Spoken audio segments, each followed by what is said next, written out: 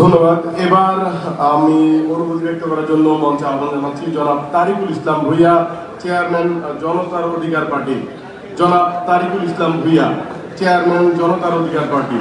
আসসালামু আলাইকুম।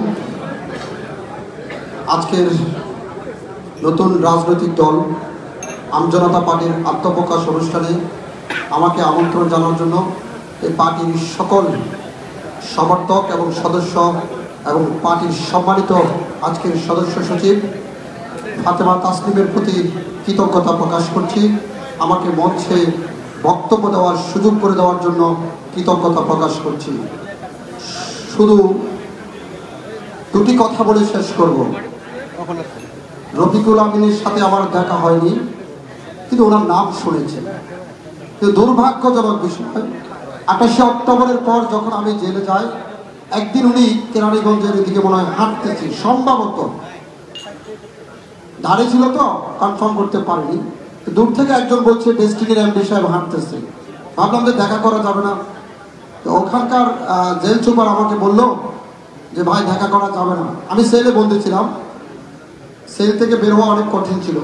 তো আজকে সরাসরি দেখা হয়ে গেল এমন একটি মঞ্চে, যে মঞ্চে থেকে উনি ঘোষণা করবেন বাংলাদেশের তৃণমূল পর্যায়ের সকল বেকারত্ব দূরীকরণে যেই প্রচেষ্টা উনি ব্যক্ত করেছিলেন, যে আন্দোলন সংগ্রাম করে দীর্ঘদিন উনি কারাভরণ করেছিলেন, এমন একটি নেতা জেল থেকে বের হয়ে এমন একটি সিদ্ধান্ত নেবেন, আসলে এটি আসলে অকল্পনীয় একটি ঘটনা। আমি মনে করি যারা হতাশ ছিলেন তাদেরকে বলবো, আপনারা আবার নতুন করে জাগ্রত হন।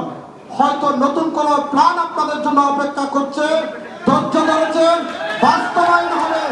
তবে কান কথা না শুনে হতাশ হবেন না। আর যদি হতাশ হয়ে যান তাহলে আপনি হেরে যাবেন। হতাশ যদি হতেন তাহলে এই রফিকুল আমিন আজকে জেল থেকে এতটা বছর জেল খাটার পরে বের হয়ে দল গঠন করার সাহস করতে না। দল গঠন করতে বুকের হিম্মত লাগে, সাহস লাগে, কলিজা লাগে। সেই কলিজা উনি প্রমাণ করে দিয়েছেন।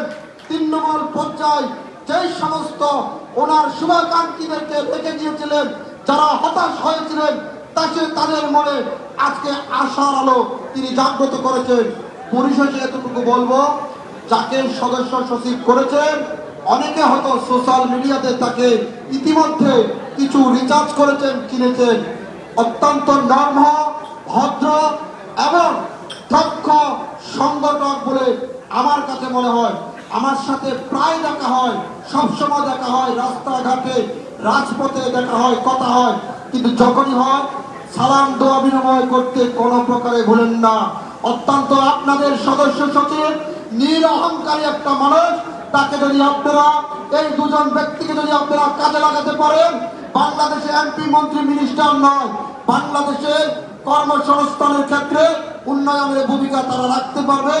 এই বলে আমি আমার আজকে এই উদ্বোধনীয় ভাষণের সুযোগ দেওয়ার জন্য আমি সম্মানিত আহ্বায়ক এবং সদস্য সচিব আর আজকে আমজনতা পার্টি যা নেতৃবৃন্দ আছেন, জনতার অধিকার পার্টির পক্ষ থেকে সকলকে অভিনন্দন জানাই। হতাশ হবেন না, হতাশ হলে হেরে যাবেন। আরো জাগ্রত হন এই নতুন বাংলাদেশে। আল্লাহ হাফেজ।